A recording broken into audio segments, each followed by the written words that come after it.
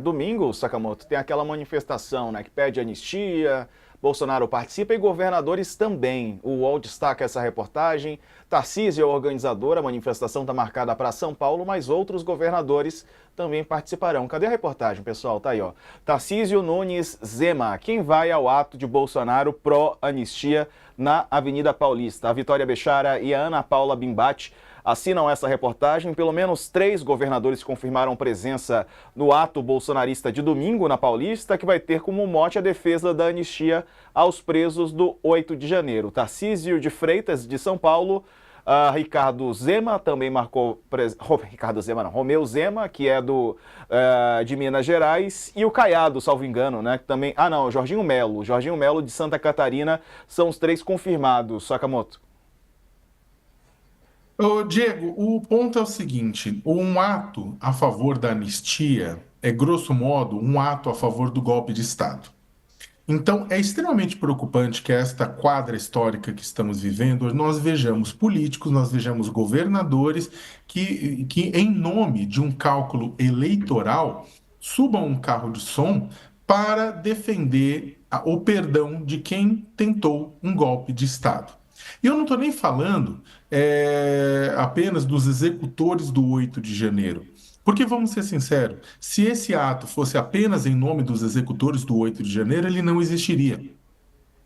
Né? Você que está nos ouvindo, que foi para o 8 de janeiro, você acha sinceramente que todo esse ato tem no seu nome? Se for, tá precisando de um banho de realidade, né, amigo, amiga? Né?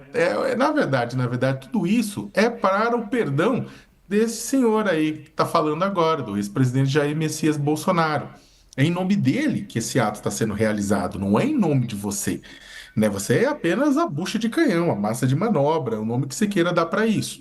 Então, o que está se falando? Está se discutindo, na verdade, a anistia ou perdão, né? Não de. E eu detesto esse negócio, porque não é só o pessoal que estava lá no Rio de Janeiro, que o Rio de Janeiro foi terrível. Mas estamos falando do planejador, estamos falando das pessoas que estão sendo processadas judicialmente por terem sido formuladores, planejadores, articuladores de uma tentativa de golpe de Estado, que teve no 8 de janeiro apenas a cereja do bolo, que foi todo um processo entre 31 de outubro de 2022 até a fuga de Bolsonaro do Brasil e depois o 8 de janeiro.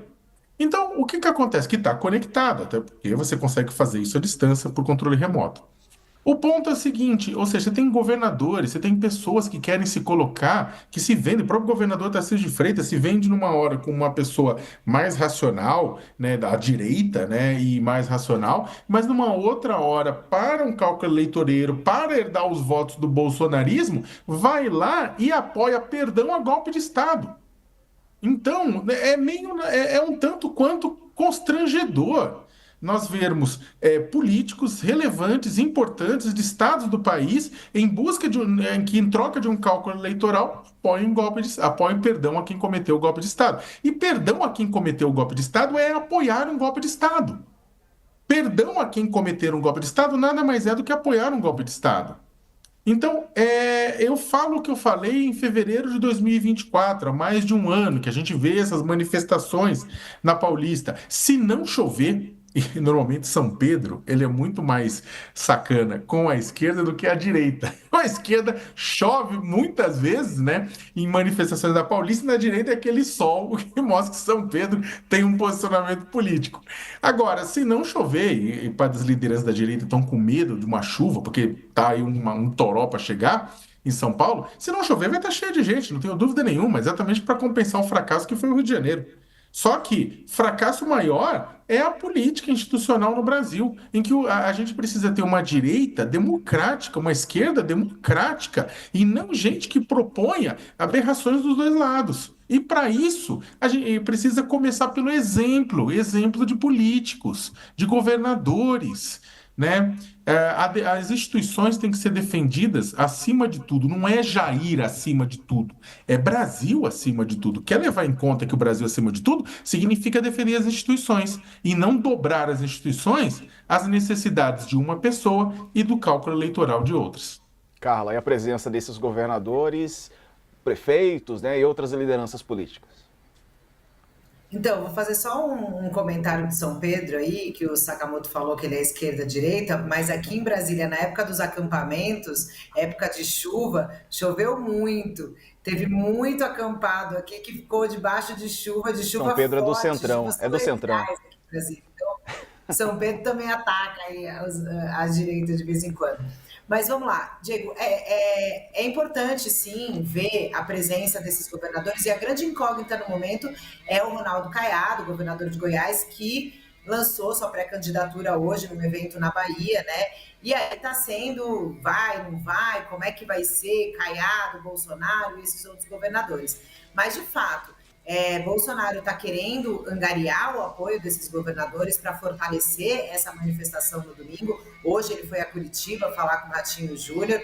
A expectativa do ex-presidente Jair Bolsonaro é de muita gente nas ruas, para defender uma pauta que, obviamente, como o Sakamoto colocou, ele é um dos grandes interessados. Evidentemente que no discurso do ex-presidente tem essa questão, ele usou a família da Débora, do Batom, usou uma família aí também de pessoas que estariam sendo, né, injustiçadas, né, enfim, nesse processo, e ele vai ficar batendo nessa tecla. A grande incógnita desse ato, viu, o Sakamoto e Diego, é como ele vai se comportar em relação ao Supremo Tribunal Federal.